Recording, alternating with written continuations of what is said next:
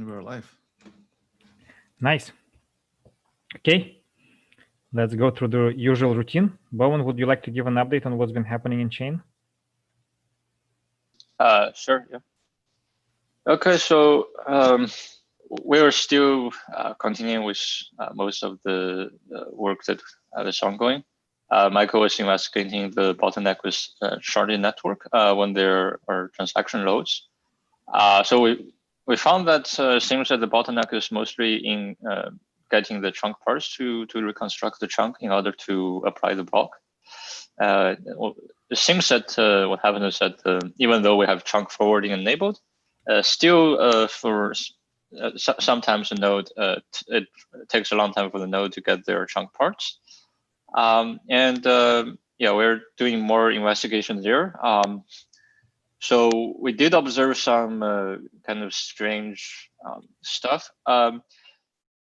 So we did observe that, for example, a node would drop the response because it didn't know how to route back to the original node. I think we tried to increase the cache size, and we'll see how that works. But also, we've seen some issue with the request still going out after the chunk is reconstructed. We need more investigation to see what's happening there. We did also some investigation with Marcelo on whether there's some on the topology of the network and see whether it's because the request just takes more hops than expected, and it seems that throughout the experiment the diameter of the graph is kept at 2, so there isn't really anything very unexpected there. So I don't think that's the kind of would be the cause of the issue. Yeah, so there are still quite some unknowns here, and we'll keep working on this.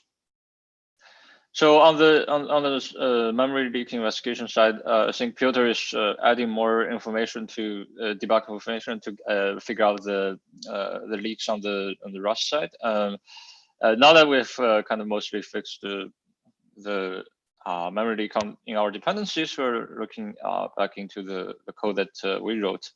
I think Piotr concluded, or after running the node for a week, he gathered some data and he found that there's about 6 megabytes of leak per day. And we're going to do some further investigation on where it's coming from, and should not be too difficult to address once we figure out where it's coming from. Also, Piotr did some work on improving the compilation speed without changing the cargo.toml file. I think he found that through a combination of flags, you can actually improve the compilation speed quite significantly. I think he's going to submit a PR to modify our README on how if you're developing and then you actually need to compile with release, then there are ways for you to speed up the process quite a bit. I think one of them is actually controlling the inlining threshold to prevent Rust from inlining a huge chunk of the code. And so I think some of them will come at maybe slight performance cost, but I think should be. I think Piotr is going to also document that on whether certain optimization speed will actually come at the cost of performance. So thanks a lot for that work. So Misha is investigating issue that we see that nodes sometimes would get stuck. We were suspecting that there may be some kind of deadlock, but I think both me and Misha looked at the code and concluded that at least in the code we wrote, there's not really a possibility for deadlock. There are actually only 2 places where we have locks that are shared between threads, and I think in none of the in neither of those cases we have a scenario where we take both locks. So don't think that's possible, but it could be possible if it happens in one of our dependencies. So don't really know. And Misha is also keep working on the full fix for an exploit on the orphan pool. That mainly requires adding a check on the approvals when the block is received. And yeah, that's pretty much it for the update on the chain side. And for the SRE team, last week, Mario is still working mostly on Terraform configs for the RPC nodes, as well as the backups. I think we encountered some issues with making backups due to the sheer size of them. I think the approach that we took originally proved to be somewhat expensive, and we're trying different ways and see how we can improve that.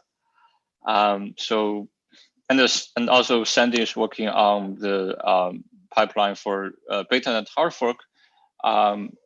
Basically, the idea is that we want to do a hard fork on BetaNet whenever there is a protocol version change, so that we don't have to worry about backward compatibility right away.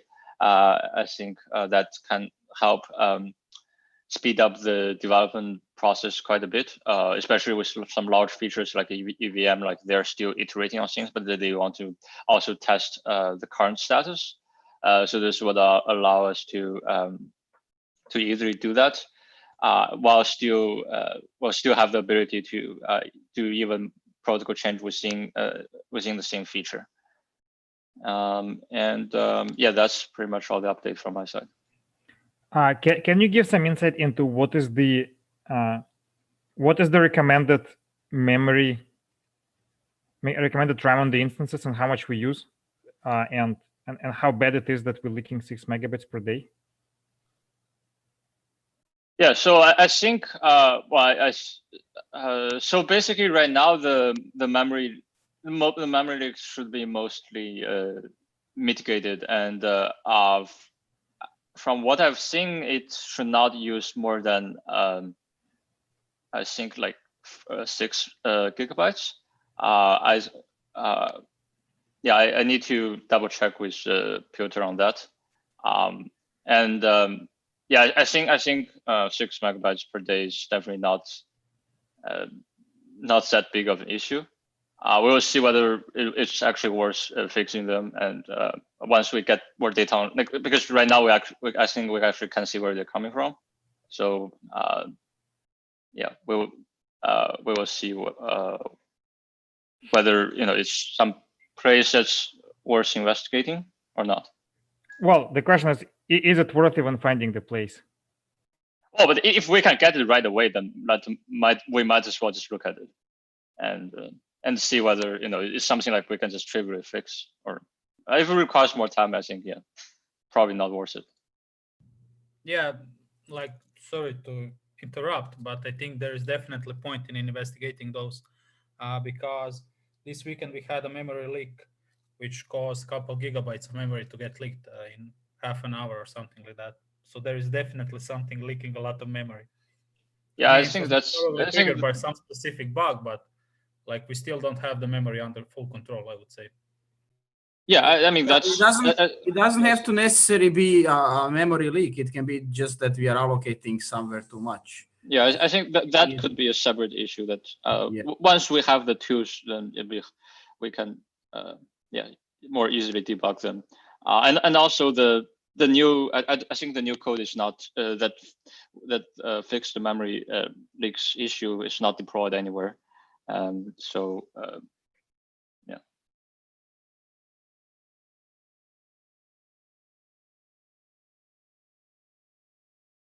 Okay, is Nikolai here? Yes, I'm definitely here. And okay, so first we discovered rather nasty issue with contract caching support. It was essentially the problem coming from from the fact that we was somewhat misinterpreting errors coming from serialization with serialized error coming from compilation. So fix is available, and includes some testing, but it still misses one owner's approval. So I think I think Bo who is missing missing key here. So that hopefully shall be resolved. In other news, per our OKRs, we agreed that we shall be understanding more the situation where our runtime behaves inconsistently. One of the important cases here is miscompiled contracts, or contract compiled with errors. So both have implemented a mechanism for such continuous monitoring of nodes database to see if there are records of non-compilable contracts. So there could be a multiple reason why the contract is non-compilable. One is most obvious, is that when people just pass like complete and random junk instead of contracts, but also the possible scenario is a situation when people actually passing something very close to normal WASM, and other intentionally or unintentionally breaking our ahead of time compilation mechanism. So far, this is still work in progress. So we just monitor for those errors, but nothing interesting have been found so far. That's it, and we also still looking at adding IO costs into cost, which was somewhat distracted by this caching problems. So I think, and of course, we are looking forward to help with memory leak investigations once we have at least something similar to reproducer. Unfortunately, currently we don't have it. So that's it. I think that's it on my side. Any questions? Nikolai, I don't think there's any memory leak on the Wasmer side. I think it's fully addressed. Okay, cool.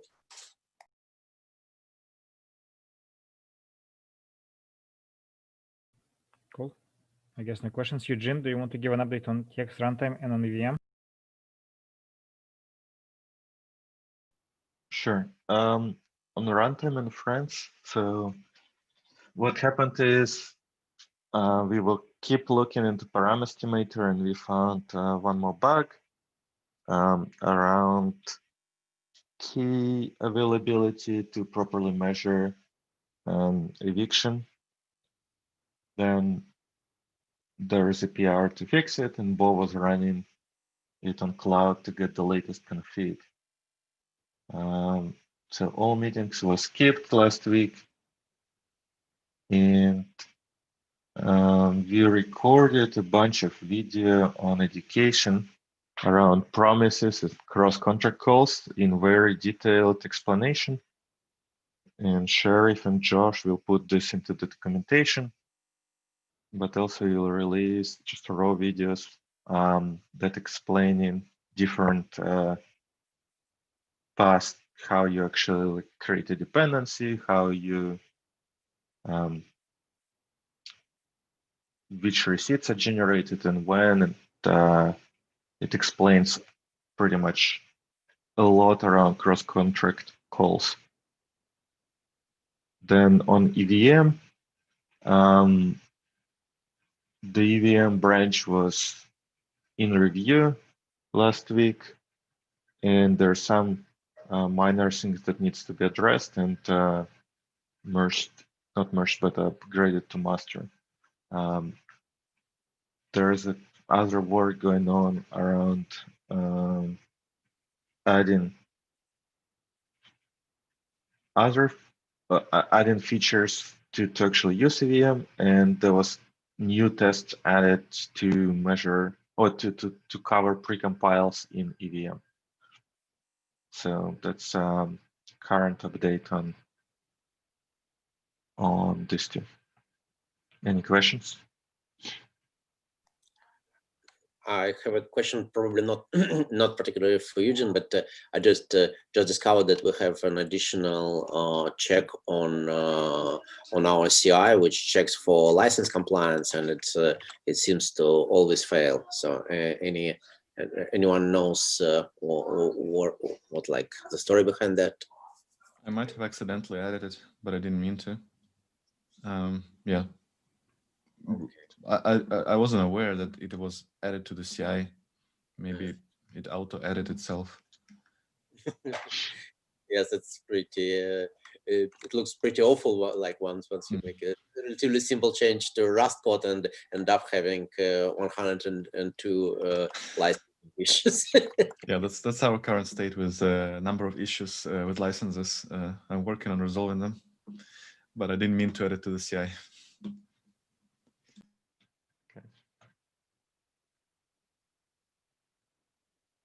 Okay, let's continue. Alex, let's do an update on the bridge. Hello, everybody. Last week was short, so not too many things are done, but still quite a number of them.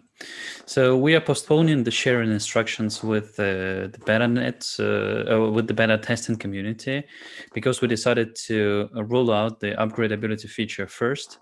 So when people will start testing the bridge, they don't in future they won't need to transfer their tokens back from the bridge and to the new version of the bridge. One of the problems that is yet to be fixed is the ability to stop the transfer process. At the moment, it cannot be stopped during the transfer, and the transfer can take several hours to be finalized. So this is something that should be addressed. One of the problems that we have figured out during that week was the problem with tagging contract methods as payable, and so by default in the token connector, we didn't have that for the newly created NAP21 contracts. And the reason why this problem was there is that at some point in time the near core protocol was upgraded, that like the default was changed from the payable to non-payable functions. So so just wanted to say that with the changes of the protocol like this, I think that we need to be very, very good with communications within the team, because like we have now several teams that are working on different things, and obviously changes needs to be implemented the right way. With this fix on the payable, Flux was launching on the mainnet late last week. So now everyone can try to use Flux, and that's great. And we also have started with SRE team to work on the bridge monitoring. Lots of things to be done right now, but it feels like we've finished the scope of this for this year. One additional thing, this is like an info for everybody who is interested. An external developer from the community created wrapped near smart contracts, and now it is available in the core contracts repo as a PR. And Eugene has already taken a look at it. He says that everything's okay, but encourage everyone who wants to take a look into this contract to do it and to review the contract code. The reason for this contract is, what this contract does is that it actually transforms near native currency into the NAP21 compatible wrapped near. And this thing will allow us to do the transfers over the bridge of near native currency into the ERC20, which would open for us for near the whole world of the DeFi as soon as a bridge is marked as production ready. So that's why this contract is lined closely to the bridge itself. So please take a look at here, and we will be able to merge this. Next thing that this dev is going to work on is the NFT connector for the bridge. So he's pretty productive, and Alex, we will have quite a lot of work to do with you on reviewing his code. And last but not least, we have started the work on the bridge front-end application. And thanks to Corwin for doing some designs for us. And thanks to Chad, who is obviously doing the work for the bridge team here. So, yep, that's it for the update. Thanks, everybody. Any questions? Question. So for wrapped near, we need to use the direction where the token originates on near side, right? So we have the connector support in both cases when token That's originates correct. in near and when token originates in Ethereum. Yeah. As far as I understood, we are not using right now the use case where token originates in near because there are still some things that we want to test, or like I don't know, I don't remember exactly why we decided not to use it. So what is the status there, right? Yeah, that's absolutely correct. So for the purpose of for the moment right now, the transfers from NEP21 into ERC20, they're not supported, as far as I know. At least some parts of this are not supported. So we still need to check this. And once the upgrade ability is there, at some point in time, we would need to upgrade the connectors in order to support this. Cool. Any more questions? Okay, Frol, are you here? Yep, I'm here. Okay, let's do an update on the node interfaces on Explorer. Absolutely. Yeah, so on the Explorer side, we are getting quite close on migrating to the indexer infrastructure. The backend of Explorer is now almost done to support two versions at the same time. We expect to merge it in upcoming days. This will open up the next pull request, which is also almost ready, which is to have this indexer support on the front end as well. So it's mostly a matter of configuration and also some tuning, but it was still a huge effort from Ifan. And I was also quite involved in reviewing all the changes we need to apply to be compatible with two backends at the same time. The plan is to have a separate domain for this new Explorer deployment for mainnet this week. And hopefully it will display more accurate information there. It's a first step. And later we will focus on bringing more data into the UI, like cross-contract calls and more detailed information about the transactions and the touched accounts, whereas currently you can only observe the touched account through transactions, but you cannot really reason about which receipts were playing with different accounts, and that's why they're mostly hidden in the current UI of Explorer. And obviously this whole effort would not be possible without the indexer for Explorer. And on that side of things, Bowen has done a lot of updates last week about stability and performance overall. We currently run two backing nodes, so they're like two nodes simultaneously of indexer for Explorer for mainnet, which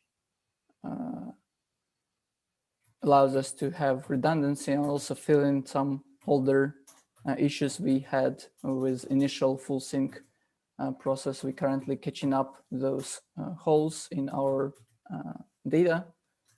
So I would say the data set is the database is currently synced to the tip, but some of the receipts are missing. We are filling those holes right now with this second node, which is baking, which we started from Genesis again. So one node is currently running right at the tip of the network, and another node is just running through the same set of blocks again and catching some missing items that again we bumped into different corner cases, but we'll resolve them shortly. Also on the public interfaces side of things, we received the pull request on Borscht, which adds no STD support, and I'm involved in reviewing that. If you want to take a look, you can also review the pull request in Borscht repo. There is another pull request about time traveling support for testing infrastructure near core. I guess, Alex, would you review it, or who would be the best person to? I think I'll review. Okay, sounds good. I just noted that it's also a bounty, and these two pull requests are worth mentioning because they are huge efforts from our community, and I guess we need to focus on them sooner rather than later. That's all from me. Time machine is exciting. Yeah.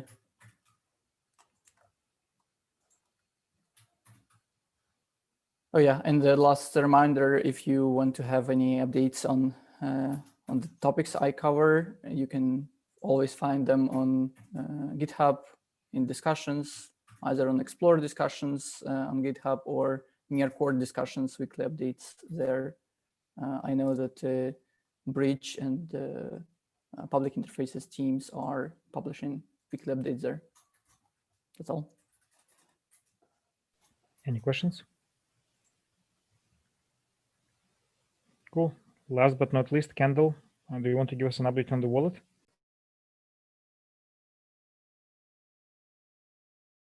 I don't think he's here. There's no Kendall. Is anyone from the wallet team here? Yeah, Kendall is out. I can give a quick update here on the last release last week. So last week, on Monday or Wednesday, I guess, we released a lot of bug fixes, some refactoring of Ledger, especially around enabling and reconnecting Ledger. We also fixed some issues with staking where if a delegator was kicked out or inactive, it didn't show up in the list. So Matt fixed that. Marston's been working on some account state refactoring to when you have multiple accounts to speed up the loading, which is really great. Also, we currently have an issue with displaying staking rewards when you have two-factor enabled on a non-lockup account. So we just added some explanation on the UI to clarify this. We've gotten some questions about that before. And we're now also allowing users to skip 2FA during account creation, increased the amount needed to even prompt 2FA, so that since 2FA takes up significant or about 35 near, it's not a pleasant surprise if you have maybe 50 near in a near drop. So we increased that to 200 near. Yeah, those are the main updates from Wallet that we shipped last week. Awesome. Any questions?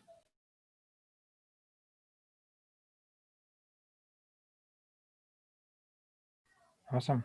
Any other topics people want to discuss?